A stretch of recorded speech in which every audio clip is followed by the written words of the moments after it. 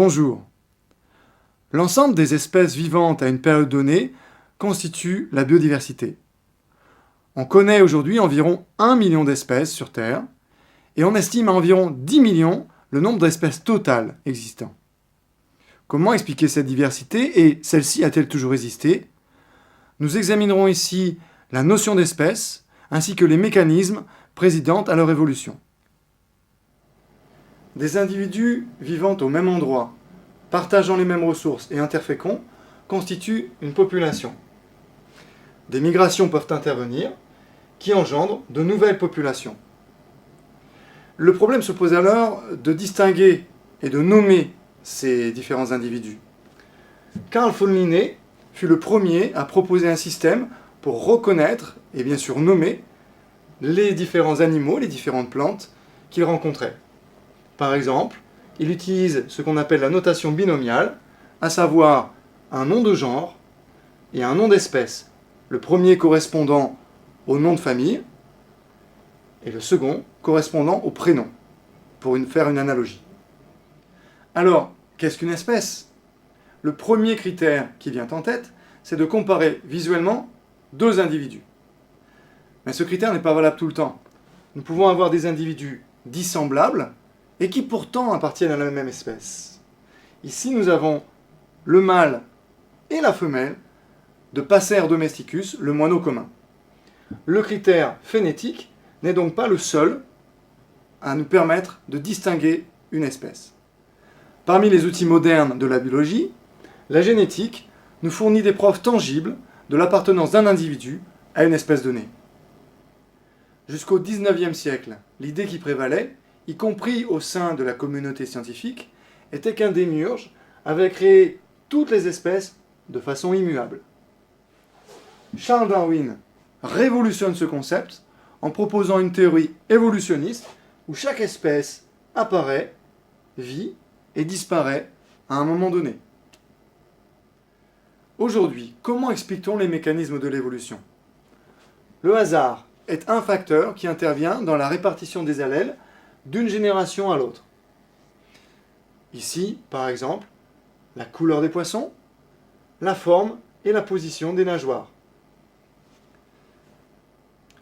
Cette modification aléatoire de la fréquence des allèles s'appelle la dérive génétique. Celle-ci est d'autant plus importante que la population est petite. En clair, la stabilité du génome est garantie par un grand nombre d'individus. Inversement, un petit nombre d'individus va permettre l'expression des variations génétiques. Lorsque les conditions environnementales favorisent la descendance de certains individus, on parle de sélection naturelle. Par exemple ici, la forme et la position des nageoires vont favoriser certains individus qui vont transmettre ce caractère aux générations suivantes, modifiant par là même leur population. Prenons un poisson, la rascasse, Scorpaena notata, avec la notation binomiale de M. Linné. Ce poisson possède deux nageoires pectorales relativement avancées qui lui permettent de reposer sur le fond, l'avantageant pour la chasse à l'affût. Elle peut donc avoir un meilleur accès à la nourriture, se reproduire plus facilement que ses congénères qui n'auraient pas ces pectorales, et donc perpétuer la transmission de ce caractère aux générations suivantes. Ces deux mécanismes, ainsi que ceux du brassage génétique, constituent, en l'état actuel de nos connaissances, l'explication de l'évolution des espèces. Cette évolution explique la biodiversité actuelle des espèces. On peut construire des liens entre des espèces proches et retracer leur histoire grâce à un arbre phylogénique. Un arbre phylogénique, c'est l'apparition, genèse, de branches, phylum, de certaines espèces. Si on matérialise les transferts horizontaux, les hybridations, on obtient un réseau phylogénique. Lorsqu'on évoque l'apparition d'une nouvelle espèce, on parle de spéciation. Il faut tenir compte de 3 paramètres lorsqu'on aborde cette notion. Le temps.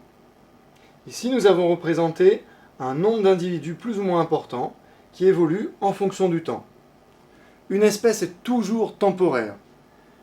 Elle apparaît, elle se développe de façon plus ou moins importante, et elle a une fin, plus ou moins rapidement ou plus ou moins abruptement, comme dans le cas des dinosaures. Le second paramètre, l'espace. Lors d'un événement géologique majeur, par exemple l'écartement de deux plaques, comme dans l'Est africain, nous allons avoir un changement de topologie et un changement de climat qui va influencer la répartition des populations et leur développement. Ainsi, nous allons avoir un climat plutôt chaud et humide dans les montagnes qui ont été formées et un climat plutôt aride et sec à l'ouest de ce rift. Les populations vont être séparées, vont évoluer différemment, formant à terme deux espèces distinctes. La reproduction est le troisième paramètre. Au sein d'une même population, certains allèles vont être dominants et d'autres récessifs, et donc s'exprimer en fonction des individus qui se reproduisent. Au fur et à mesure du temps, les allèles vont évoluer et vont s'exprimer plus ou moins majoritairement, de sorte que, au bout d'un moment, grâce à la sélection naturelle, qui va favoriser tel ou tel individu, ou groupe d'individus, on obtiendra deux populations tellement différentes qu'elles ne seront plus capables de se reproduire viablement.